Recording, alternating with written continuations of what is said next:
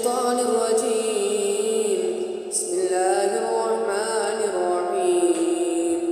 وإذا كنت فيهم فأقمت لهم الصلاة فلتكن طائفة منهم معك فليأخذوا أسلحتهم فإذا سجدوا فليكونوا من ورائكم ولتأت طائفة أخرى لم يصلوا فليصلوا معك فليأخذوا حذرهم وأسلحتهم ود الذين كفروا لو تغفلون عن أسلحتكم وأمتعتكم فيميلون عليكم ميلة واحدة ولا جناح عليكم إن كان بكم أذى من مطر أو